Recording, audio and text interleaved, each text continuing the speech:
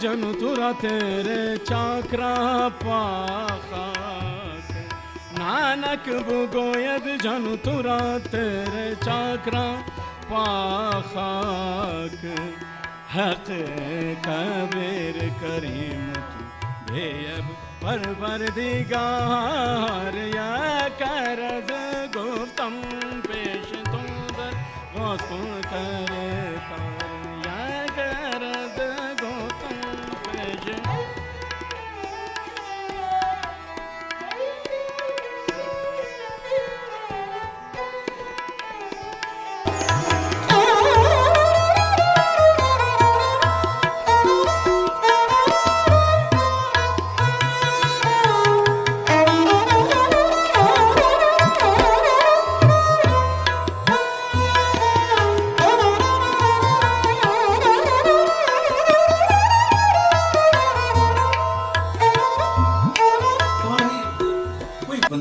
दो पंक्ति जरूर मैं आपको सुनाता हूँ। देखो सखी कन्हैया रोके ठाणो है गेल पने भरन कैसे जाऊं मोरी आली। देखो सखी कन्हैया रोके ठाणो है गेल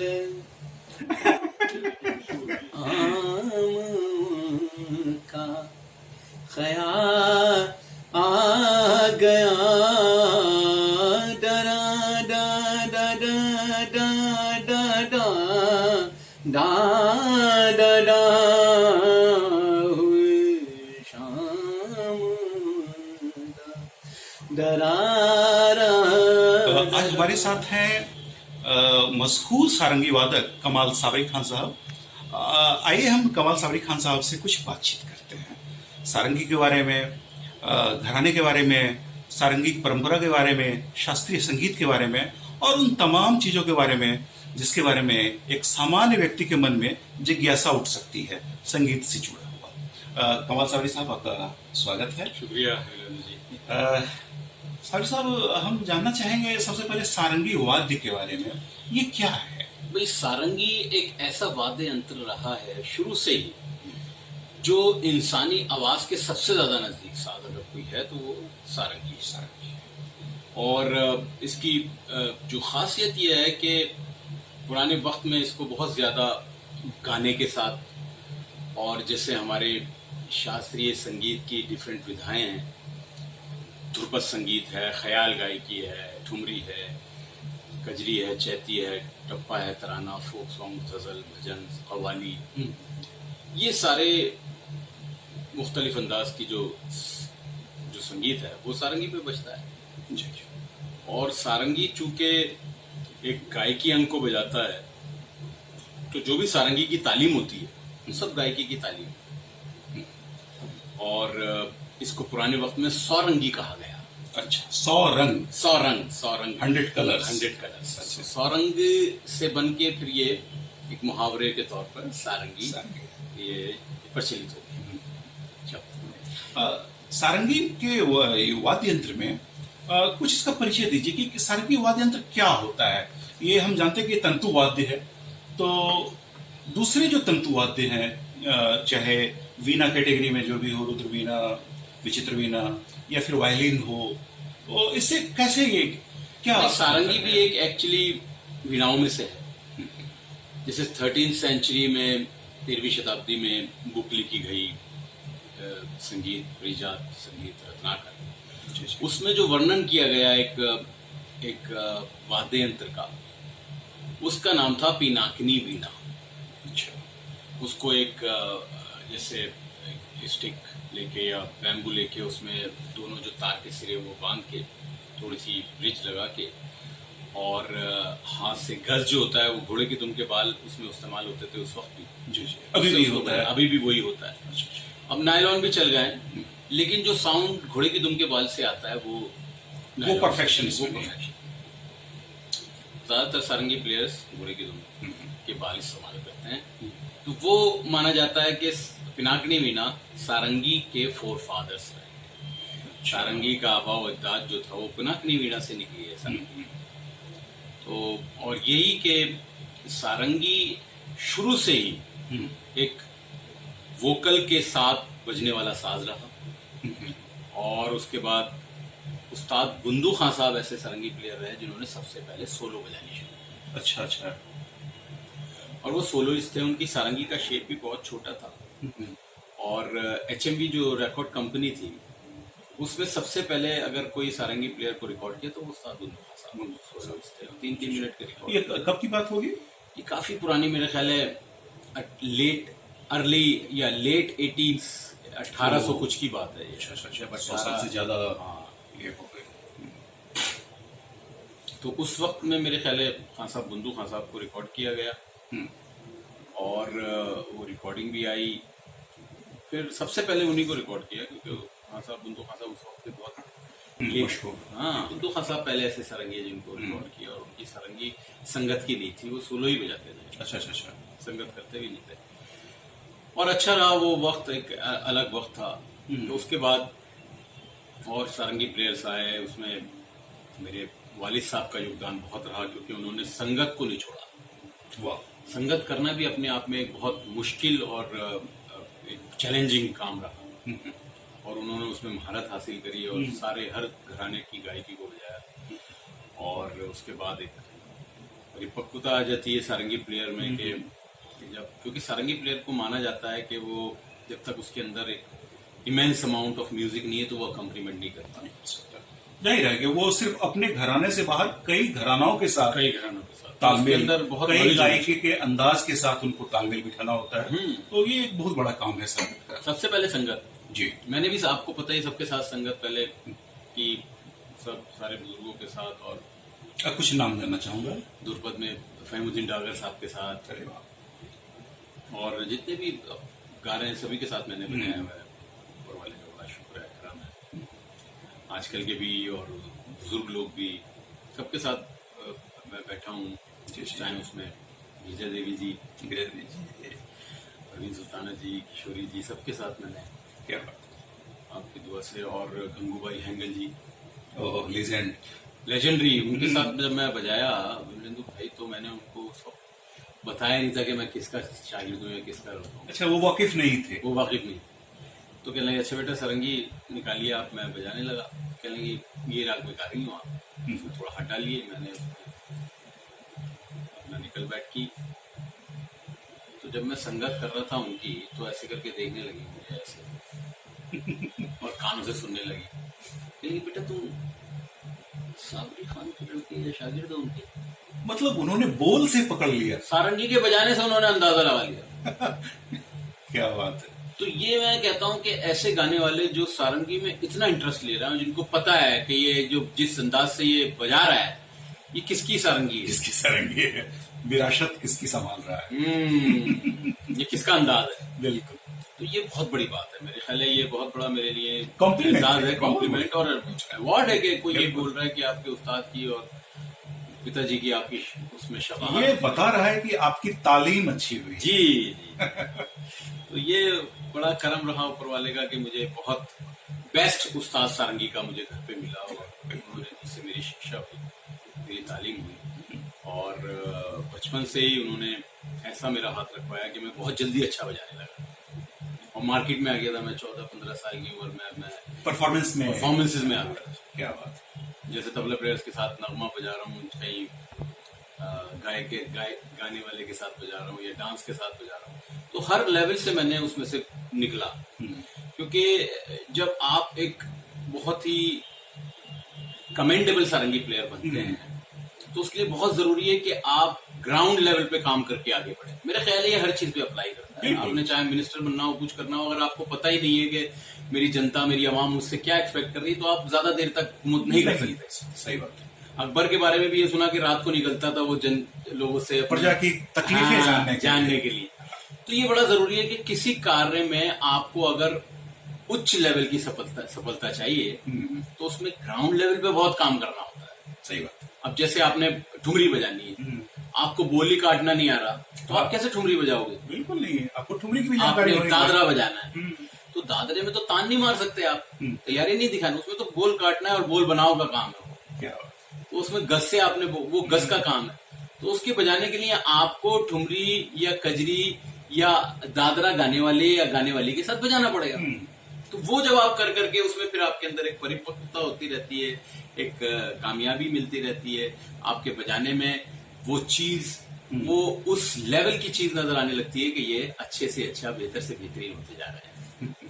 तो ये मेरे वालिद साहब के अंदर थी, उन्होंने बहुत मेहनत करी और छोटी सी उम्र में वो मेरे ख्याल 15-16 साल की उम्र में ऑल इंडिया रेडियो में जॉब में आ गए। बिल्कुल। और उसके बाद जैसा आपने उनके साथ काफी वक्त गुजारा और बहुत इंटरव्यू किए आपने उनके साथ, तो आपको तो काफी किस्से उनके याद हो गए। बिल्कुल बिल्कुल। मुझे एक किस्सा याद आ रहा है। उन्होंने कहा था कि उनका मन शास्त्रीय संगीत बजाने का हो रहा था और ऑल इंडिया रेडियो में उनको शास्त्रीय संगीत बजाने को नहीं मिल रहा था, क्योंकि उनकी जॉब थी गजल गायकी में, सुगम संगीत में बजाते थे। तो एक बार उन्होंने जानबूझकर गलत बजाया कि मुझे यहाँ से निकाल दे और मैं क्लासिकल बजा सकूं। तो मैं वो चाहता हूँ कि आपके मुंह से वो किस्सा उन्होंने ये ऐसे करके बताया कि भाई ताकि उनको वहां से हटाया जाए और दूसरे डिपार्टमेंट में डाला जाए। तो फिर वहां से हटा के उन्हें मेरे ख्याल है ऑर्केस्ट्रा में डाल दिया था। अच्छा। ऑर्केस्ट्रा से बजा बजा के फिर उनका जब अच्छा बजाने लगे ऑर्केस्ट्रा, फिर उनको क्लासिकल में अच्छा ले लिया। तो ये नीचे से ही, क्योंकि तरक्की जब भी होती है और कामयाबी भी जब भी मिलती है कि आप ग्राउंड लेवल पे काम करते हुए नीचे से आहिस्ता आहिस्ता सीढ़ी चढ़ते हुए ऊपर जाए। क्योंकि ऊपर जब आप एकदम से जाने की कोशिश करते हैं तो धड़ाम से नीचे गिर भी जाते हैं। बिल्कुल। क्योंकि उसमें ग्राउंडेड नहीं है आप। हाँ, आपको सिचुएशन हैंडल पूरी तरह करनी नहीं आती बहुत सी। बिल्कुल। गहराई की जानकारी नहीं है, सतही जानकारी। उसमें बंदा फिर जो है ना वो फिर डगमगा जाता है। जैसे उसको उस लेवल पे आके कोई प्रॉब्लम आती है तो हिल जाता है, फिर वो नीचे आ जाता है, फिर उसको दोबारा से चढ़ना पड़ता है। तो इसलिए पहले आदमी पैर जमाता हुआ चलेगा और समझता हुआ चलेगा कि यार मैंने कैसे नीचे उतरना है, या इस किले पे मैंने पैर रखना है, तो इसकी खासियत क्या है और इसमें कितनी देर मैंने ठहर सकता हूँ। तो ये बड़ा जरूरी है कि आदमी अपने आप को जमाता। कमल भाई, जैसा आपने कहा, मेरा सौभाग्य है कि मैं आपके वालिद साहब गुरुजी से आशीर्वाद प्राप्त कर सका। वो एक बात कहा करते थे गुरु शिष्य परंपरा के बारे में कि देखा सिखिया परख्या कर्तव्य। हाँ, ये देखना पहले देखिए आप गुरु कैसे कर रहा है, फिर दिखिया सीखिया, फिर उससे सीखिए। दिखिया सीखिया परखिया, फिर खुद परखो उसे करके देखो, तो फिर कर्तव्य, फिर उसमें कर्तव्य पैदा होता है। अच्छा। फिर कमाल, फने कमाल पैदा होता है, हुनर आता है, फिर उसमें तो शफाफी आती है। हम थोड़ा सा जानना चाहेंगे कि वो जब आपको सिखाते थे किस तरह सिखाते थे? जब वो सिखाते थे तो कोई भी वालिद जब सिखाता है तो वो ज्यादा वालिद से ज्यादा गुरु बन जाता है, और गुरु का जो रुतबा होता है वो वालिद से भी ज्यादा होता है, क्योंकि अपना फन आपको दे रहा है। तो वो जब गुरु बनते थे तो उस वक्त उन्हें ये नहीं होता था कि अगरचे और भी स्टूडेंट बैठे हैं तो उनको भी वही सिखा रहे हैं जो मुझे सिखा रहे हैं, जो मुझे सिखा रहे हैं वो उनको सिखा रहे हैं। उसमें कोई फर्क नहीं, उसमें कोई भेदभाव नहीं, कोई हर इंसान को, हर शागिर्द को एक ही आंख से देखा उन्होंने। इसलिए आज उनके शागिर्द सारी दुनिया में सबसे ज्यादा सारंगी के अगर किसी के शागिर्द हैं जो बजा रहे हैं तो वो उस्ताद साबरी खान साहब के शागिर्द। क्या बात है। वो बहुत अच्छा काम कर रहे हैं और सारे लोग, और उनकी जिस किसी के ऊपर उनका सर पे हाथ आ जाता था तो उसके अंदर एक अलग ही रोशनी पैदा हो जाती थी, एक अलग ही खूबियां पैदा होने लगती थी और वो दुनिया में कामयाब हो जाता था। ये उनके हाथ की बड़ी खासियत थी। आपने बहुत अच्छी बात कही और मुझे एक वाकया ध्यान आ गया। एक लड़के के बारे में जो हिमाचल प्रदेश से भाग कर आया था और उस गैरेज में रहता था और थूकदान मांझते थे गुरु के रिस्पेक्ट में, आदर में। वो क्या था? वही नहीं बल्कि बहुत से ऐसे लोगों को उन्होंने परवान चढ़ाया, बहुत से ऐसे लोग आए। जब आप गुरु को गुरु मानते हैं तो उसकी फिर सरेंडर करते हैं उसके प्रति, और जब सरेंडर करते हैं तो वो उसका फर्ज बन जाता है कि इसको अच्छे से अच्छा बनाना। बिल्कुल। और वो अच्छे से अच्छा बनता चला जाता है क्योंकि उसके अंदर भावना, एक सरेंडर की, एक गुरु के प्रति समर्पण की भावना आ जाती है। बिल्कुल। जब आप समर्पण कर देते हैं तो गुरु आपका बहुत ध्यान रखता है और गुरु का भी फर्ज हो जाता है कि इसको आगे बढ़ाना है, इसको कामयाब। वो बिल्कुल संतान की तरह हो जाता है, बल्कि संतान से भी ज्यादा हो जाता है, क्योंकि संतान से भी आदमी बहुत सी चीजें संतान से छुपा लेता है लेकिन शागिर्द को देता है। अगर संतान इस लायक नहीं है तो उसको भी नहीं देता है। सही बात। तो उनके जो भी शागिर्द हुए, मैंने अपनी जिंदगी में अपनी जहाँ तक मैं उनसे सीखा, और मैं घर में सबसे छोटे से बड़ा था, तो मैंने यही देखा कि उनके, क्योंकि वो बहुत ही भगवान से डरने वाले व्यक्ति थे और एक संत प्रवृत्ति थी उनके अंदर, और हमेशा ये सोचते थे कि अगर कोई मेरे पास आया है, उनके पास आया है, तो वो कुछ लेके जाए, खाली हाथ कर ले जाए। बस मैंने नहीं देखा अपनी जिंदगी में कि वो कभी किसी को उन्होंने नाराज किया हो या कोई उनसे कुछ मांगने आया और उसको ना दिया हो, अच्छा, या उसको सही रास्ता ना बताया उसको। अगर उनके पास नहीं तो उन्होंने सही रास्ता बताया कि बेटा इस रास्ते से तुम्हें ये चीज मिल सकती है, और वो उस रास्ते पे चला और उसे कामयाबी मिली। बाद में आके फिर बताया कि गुरुजी वो आप ही ने बताया था रास्ता। क्या बात है। तो ये उनके अंदर ऐसी भगवान की स्पेशल देवी शक्तियां थी जो उन्होंने हासिल की थी अपनी मेहनत से और खुदा की ईश्वर की लगाव से। और न सिर्फ सारंगी में वो बहुत बड़े सारंगी वादक थे, बल्कि वो इंसान भी बहुत ही उम्दा आला किस्म के इंसान थे और अपने काम के वो बादशाह थे। बिल्कुल। ऐसी सारंगी उन्होंने बजाई जो सारंगी में सबसे ज्यादा मुश्किल काम है संगत, उसमें उन्होंने परिपक्वता महारत हासिल की। गायन के साथ भी, नृत्य के साथ भी, सोलो भी तो उन्होंने नहीं बजाया, लेकिन उस वक्त हाँ जब शुरू में बजाया हुआ शायद वो मुझे ज्यादा नहीं पता, लेकिन गायन की जो डिफरेंट घराने के साथ उन्होंने जो संगत करी वो मेरे ख्याल है इस जमाने में होना भी मुश्किल है। न वैसे गवैये वैसे भी नहीं है और न ऐसे सरंगी हैं। मैंने कहीं पढ़ा था उस्ताद सुल्तान खान साहब के बारे में, उन्होंने एक उस्ताद साबरी खान साहब के बारे में बहुत ही उम्दा कॉम्प्लीमेंट दिया था, शायद आपको पता हो। थोड़ा मैं वही, वो तो बहुत ही मुझे प्यार करते थे और ऐसा भी हुआ कि कई सुल्तान खान साहब, हाँ कई साथ में हमने जुगलबंदियां भी बजाई। अच्छा जी, और वो हमेशा पापा को अपना उस्ताद मानते थे। ये कहते थे भाई साबरी खान साहब तो मेरे गुरु हैं, मैं उनको उस्ताद मानता हूँ अपना। और ये उनका बड़प्पन भी था और ये सच भी है कि उनसे ज्यादा सीनियर थे मेरे वालिद साहब। अच्छा। और जब वो बजाए तो मेरे ख्याल है उनके एक बहुत ही करीबी गुरु जैसे थे उस्ताद मुनीर खान साहब। तो वो जैसा कि मेरे पिताजी मुझे बताते थे, वो उनको ऑल इंडिया रेडियो में 17 साल की उम्र में सुनाने लेकर आए थे मेरे वालिद साहब। तो पापा जी ने कहा भाई ये बहुत अच्छा बजाएगा आपका लड़का। तो उस वक्त मतलब सुल्तान खान साहब यही कहते थे भाई वो तो इल्मी सारंगी हैं साबरी खान साहब, और खान साहब अपने आप को फिल्मी सारंगी लगाते थे। वो उनका एक आदर का जब भी दिल्ली में परफॉर्मेंस करना तो खान साहब के लिए कुछ घर पे आना पापा जी के और उनकी खिदमत में कुछ पेश करना, ये उनका बहुत ही और बहुत मानते थे। और अपने आप में वो भी एक बहुत ही माहिर तरीन सारंगी वादक रहे।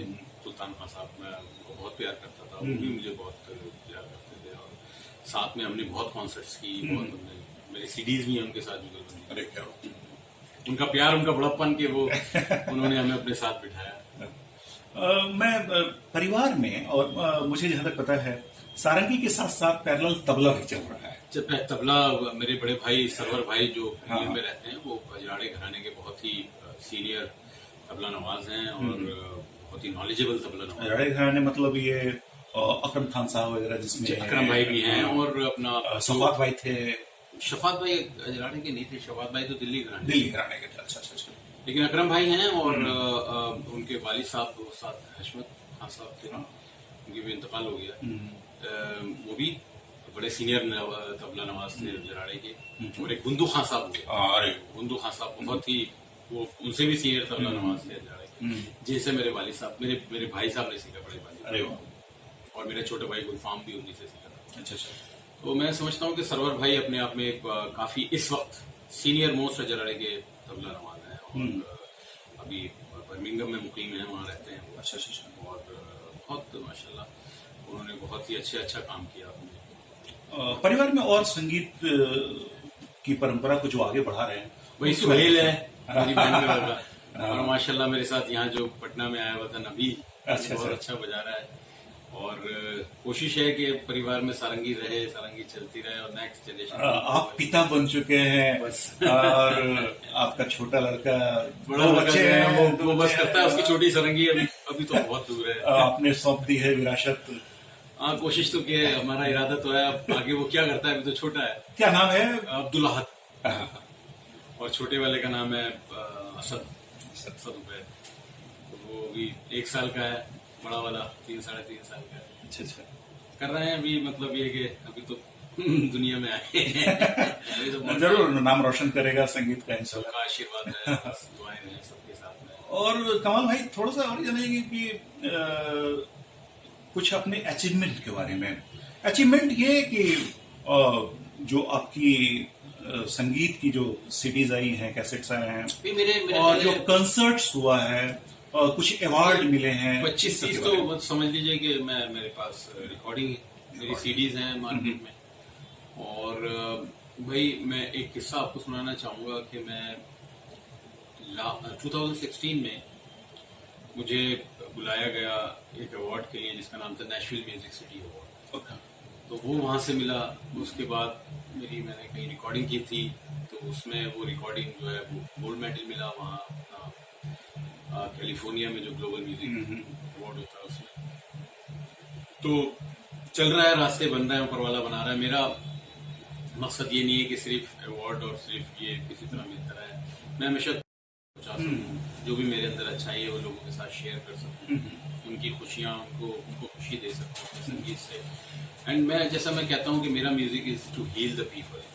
बिल्कुल। हमेशा मैं ये कोशिश करता हूँ कि अपने संगीत से लोगों को प्रेरित कर सकूँ, उनको सुकून मिल सके, उनको खुशी मिल सके। और वही मेरे लिए सबसे बड़ा अवार्ड है जब आदमी आके मुझसे बोलते हैं जी मुझे ऐसा फील हुआ आपके संगीत से, मुझे ये खुशी मिली आपके संगीत से। तो उससे बड़ा अवार्ड क्या हो सकता है। बिल्कुल। आखिर हम पब्लिक के लिए ही तो बजाते हैं और संगीत की परंपरा को आगे बढ़ाने के लिए उनसे जब अच्छे हम उनकी भावनाएं, उनकी सोच को सुनते हैं तो बड़ी खुशी मिलती है। और ऐसा लगता है कि हम अभी सही रास्ते पर चल रहे हैं और ऊपर वाला हमेशा हमें सही रास्ते पर ही रहे। अंत में एक दो सवाल और कि आगे सारंगी का भविष्य कैसा दिखाई दे रहा है। मुझे लगता है आज के दौर में बहुत लोग सारंगी बजा रहे हैं और सीख रहे हैं, तो बड़ा ब्राइट है अभी आने वाला वक्त सारंगी का। जो एक जमाना था सारंगी के खत्म हो रही है जी, कोई बजा नहीं रहा, कोई सीख नहीं रहा। तो मैं अपने गुरु का ऐसा शागिर्द था जो शुरू में जो मैं सारंगी सीखता था, एक सारंगी प्लेयर का लड़का हूँ। वरना उस वक्त बहुत से सारंगी वादक अपने बच्चों को सारंगी नहीं सिखाते। सबसे पहले मैं था और फिर मैंने उसमें मेहनत करी और अपने गुरु की दुआओं से, अपने वालिद की दुआओं से उनके बताए हुए रास्ते पर चला और बड़ी कामयाबी दी। कहते हैं कि उस्ताद हो कामिल, शागिर्द हो आमिल, खुदा हो शामिल, तो मंजिल मिल जाती है। बिल्कुल सही बात है। और पिताजी ने हमेशा यही मन बोला कि बेटा खुशबू बनो, हवा अपने आप उड़ा के ले जाएगी। अच्छी बात करो, अच्छा काम करो, अच्छा संगीत दो, बाकी खुदा पे छोड़ दो। अल्लाह क्या आपके नसीब में लिखा है वो होता रहेगा। आप अपनी तरफ से अच्छे कर्म करते रहो, ये ज्यादा है। अच्छा, एक बात और मैंने सुनी है कि विदेशों में सारंगी काफी लोकप्रिय है, बहुत लोकप्रिय है। बहुत कई दुनिया के तमाम देशों में आप घूमते रहे हैं, बहुत फेस्टिवल्स में बजाया और आप बजाते रहे हैं, लोगों को सिखाते भी रहे हैं। सिखाता को मैं इस वक्त काफी स्टूडेंट्स तैयार कर रहा हूँ और अच्छे बजा भी रहे हैं। तो थोड़ा सा उसके बारे में ताकि लोग जान सकें। जाते जाते मैं नए आने वाली पीढ़ी को यही बताना चाहूंगा कि आप जरूर हर संगीत सुने, ड्रम्स भी सुने, गिटार भी सुने और वेस्टर्न म्यूजिक भी सुने, लेकिन उसके साथ साथ अपने बॉलीवुड भी सुने, और लेकिन जड़ों को ना भूले। बिल्कुल। सारंगी क्या है, बांसुरी क्या है, सरोद क्या है, सितार क्या है, ये साज को भी आपने जानना जरूरी है। और ये हमारा अपना संगीत है। आज पूरी दुनिया इसकी दीवानी है, हमारे शास्त्रीय संगीत की। और जो स्पिरिचुअलिटी इसमें है वो किसी संगीत में नहीं है। इसके पीछे जो एक अध्यात्म का मतलब है, जब हम अलाप करते हैं और एक एक सुर लगाते हैं आहिस्ता आहिस्ता, या जब बड़े गुलाम अली खान साहब का आलाप सुने, अमीर खान साहब का आलाप सुने, भीमसेन जी का आलाप सुने, तो ये लोग जब सुर लगाते हैं तो लोग दीवाने हो जाते हैं। तो ये कोई इसके पीछे बहुत ही बड़ा स्पिरिचुअल कारण है। तो उस कारण की वजह से सारी दुनिया इसकी दीवानी है। तो ये बड़ा जरूरी है, और इसी वजह से सब लोग जो सारंगी को लोकप्रिय मानते हैं कि बाहर बहुत लोकप्रिय है, तो वो स्टूडेंट भी सीख रहे हैं और काम भी कर रहे हैं। और एक काफी मेरे शागिर्द हैं जो नॉर्वे में भी हैं, इंग्लैंड में भी हैं और दूसरी जगहों में, अमेरिका में भी हैं, सीख रहे हैं और कर रहे हैं। और मैं उनको बहुत ही अच्छी तरह ईमानदारी से सिखाता हूँ। यही कोशिश करता हूँ कि जो इन्होंने सवाल किया उसका सही अच्छे लेवल पे इनको जवाब दे पाऊँ। और आखिरी सवाल कमल भाई, आप बिहार आए हैं बिहार के बारे में लोगों ने मीडिया में या और भी जो दूसरे राज्यों में एक अच्छी छवि नहीं। भाई बिहार तो मतलब संगीत का गढ़ रहा है। यहाँ तो एक एक दिन में 5-5 जो है ना जगह कॉन्सर्ट्स होती थी। मेरे वालिद साहब बताते हैं कि यहाँ पटना में बच्चा बाबू हुआ करते थे, वो बहुत बड़ी कॉन्फ्रेंस करते थे जिनके स्टीमर वगैरह चलते थे। हाँ, सोनपुर के थे। सोनपुर के वो मेरे पिताजी के बड़े अच्छे मित्र थे। अच्छा अच्छा अच्छा। तो काफी वो उनको यहाँ बुलाते थे हमेशा। और ऐसे और भी लोग, बहुत लोग कॉन्फ्रेंसेस करते थे। और एक ही दिन में यहाँ गुदई महाराज जी बजा रहे हैं, वहाँ उस्ताद साबरी खान साहब बजा रहे हैं, तो कहीं बिस्मिल्लाह खान साहब बजा रहे हैं। मतलब अपने अपने क्षेत्र के लेजेंड और वो अलग अलग जगहों पर बजा रहे हैं। और तमाम भीड़ उसमें भी है, उसमें भी एक ही दिन में एक ही टाइम पे तीनों जगह चारों जगह उतनी भीड़ है। हाँ। तो ये बड़ा गढ़ रहा है, सेंटर रहा है ये शास्त्रीय संगीत का। और बिहार में आके गाना बजाना करना, एक समझ लीजिए कि आदमी को डर भी लगता है कि ये शास्त्रीय संगीत का गढ़ है। हर आदमी को यहाँ अपने काम से खुश करना कोई आसान बात नहीं है। आप अभी बजाने ही यहाँ पर आए हैं, परफॉर्म करने आए थे। मुझे हमेशा ऐसा ही लगता है कि पटना में आके कि मैं अच्छा बजा सकूं, और उनकी दुआएं और पटना वासियों की, बिहार वासियों की आशीर्वाद। एक और भाई कोई बंदिश, दो पंक्ति जरूर मैं आपको सुनाता। देखो सखी कन्हैया रोके ठाणो है, गेल पनिया भरन कैसे जाऊं मोरी आले। देखो सखी कन्हैया रोके ठाणो है, गेल। ये तो क्लासिकल की एक ठुमरी है जो बड़ी मशहूर है, और जो मुझे एक रफी साहब का गाना बहुत पसंद है। क्या बात। वे शाम का ख्याल आ गया, डरा डा डा डा डा डा डा डा डा डा, हुई शाम डरा डा डा। बहुत अच्छी कॉम्पोजिशन उस जमाने में हुई है। बहुत बहुत शुक्रिया कमल भाई, आपने इतना कीमती वक्त दिया और लोगों को उम्दा जानकारियां दी। बहुत बहुत शुक्रिया आपका, धन्यवाद।